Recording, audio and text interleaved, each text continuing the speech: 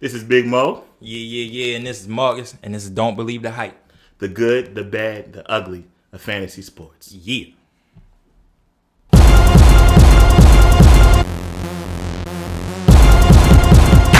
Welcome back. We're going to be talking about high-powered offenses for this upcoming NFL season. I know it's a topic that's near and dear to your heart, so I'm going to let you go ahead and lead off.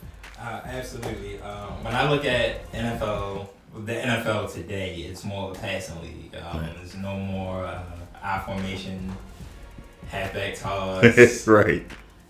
Counter, tray, or whatever the play was. It's more or less let's throw the ball all around the field and keep it balanced, as far as passing and adding a little bit of run. Right. So when I look at a lot of the offenses in the NFL now, I look at it from a balance standpoint. Running backs, as well as the wide receiver, as well as the quarterback. So the first team I looked at was Pittsburgh. Yeah. Pittsburgh, very balanced. Roethlisberger to Antonio Brown. And yes, they pretty much do have one wide receiver going into the season because Martavis Bryant is out, serving a suspension. They really haven't had anybody to step up in that situation. Then you look at running back. Le'Veon Bell's out with a suspension. Right. But they do have DeAngelo Williams. Right. And as we saw last year, they were still putting up the same numbers as if everybody was still together. Right. So I still expect them to... I don't see a drop-off because they use Antonio Brown in so many different ways. Right. They send him downfield. They send him intermediary routes. They send, wide receiver screens. He punt returns. And then when they do hand the ball off, DeAngelo Williams is still fresh because he was splitting carries in Carolina for so long with Jonathan Stewart. So I don't really see a drop off there. I still see the same production as they did last year. Some career years, some solid performances, week in, week out. Right. I also look at Seattle. And I look at Seattle because there's no longer that beast mode factor where we power run out of shotgun, you do halfback option, quarterback option, things like that. So I look for Doug Baldwin, I look for Paul Richardson, the wide receivers that actually step up and, continue to post solid seasons, a little bit better than they have been because they no longer have to kind of sell everybody on the fact that we're power running because we have Marshawn Lynch. Okay.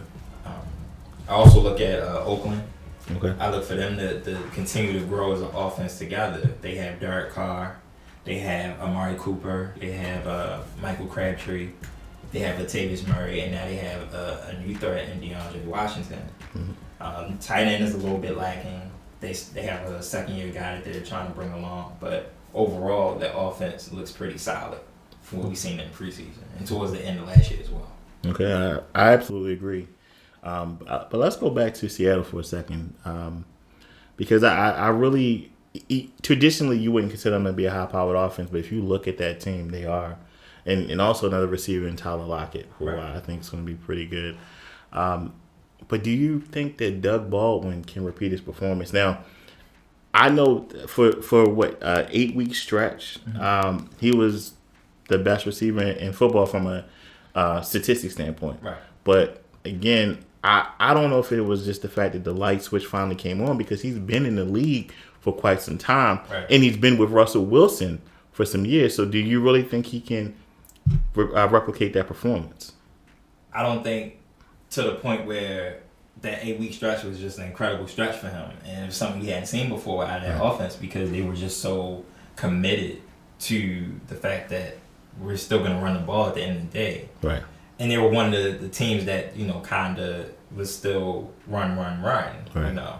So it was surprising to see, but I think they're capable of it. I mean, they've been playing together for so long now that, it was bound to happen if they just kind of made that shift to, let's pass a little more.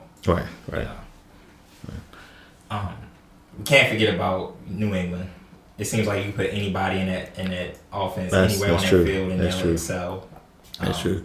Especially when Brady comes back. I'm excited to see how Belichick makes this Garoppolo experiment work.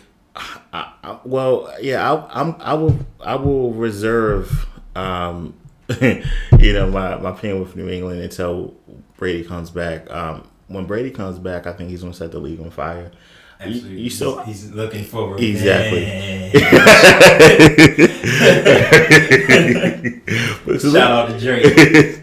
But look at what he did last year when there was, when he pretty much Roger Goodell did everything he could to try to get him off the field. It didn't work, and he showed, hey, at the tender age, was he 37, 38, right. That I still got it. Right. And he's getting better every year. So I definitely consider him a top offense. I want to throw a couple of new offenses in that. You mentioned Oakland, which is a new up-and-coming offense. I like Tampa Bay. I like let me tell you, I like Tampa Bay.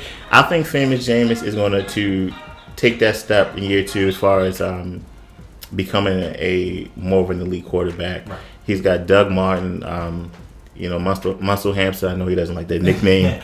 And he's got Mike Evans, who I think is a legitimate wide receiver 1. Vincent Jackson still has some juice left. So I think that could be a up and coming offense. I also like Arizona. I had Arizona as well.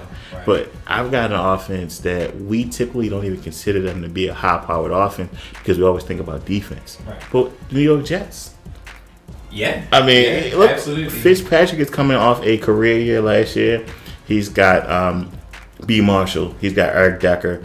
And Matt Forte, who can do everything but, sell hot dogs for their offense. And they have and they still have Bilal Powell as the third down back. Right. So that's a really good run attack that they have. And when Devin Smith is healthy, that gives them a deep threat that they have not had in some time. Right.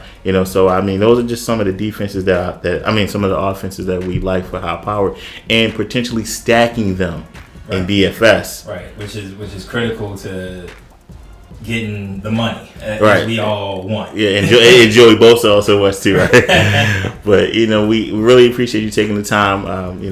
High-powered offenses. If you have any questions for us, you can reach out to us on fansportsbox.com. And until next time.